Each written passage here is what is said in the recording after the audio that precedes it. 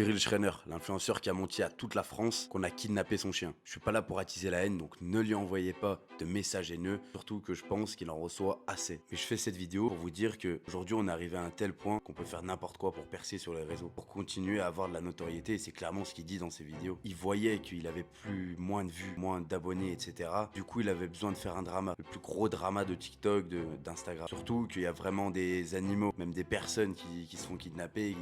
C'est une vraie cause que des gens défendent. Il a menti sur quelque chose d'important. Mais c'est la manière dont il a menti sur une cause que plein de personnes soutiennent, c'est-à-dire la maltraitance animale, kidnapping animal, etc. Et honnêtement, je pense plutôt qu'il aurait dû peut-être se la fermer. Il aurait pas dû dire que c'était une blague, dire que c'était scénarisé. Je pense qu'il aurait dû faire ça en douce, il aurait dû faire sa blague jusqu'au bout, parce que là, en fait, ça va le mettre au plus profond, il va perdre des abonnés, des gens vont se retourner contre lui. Donc cette situation, elle est très grave quand même. Même Delphine, la présentatrice de l'île de la Tentation, a fait une lettre qui s'adresse à justement Cyril dans TPMP, qui explique tout ça, que c'est pas bien, etc. Mais c'est vrai qu'on arrivait à un moment sur les réseaux, on peut tout faire. C'est la devise de Rémi Gaillard. C'est en faisant n'importe quoi qu'on devient n'importe qui. Mais là, c'est un peu tordu. Qu'est-ce que tu nous as fait, Cyril? Ton chien Albert, là, tu l'as mis dans une histoire, le pauvre, il a rien demandé. Avec sa petite bouille, il est tranquille, il fait sa vie, il mange, il dort et c'est tout.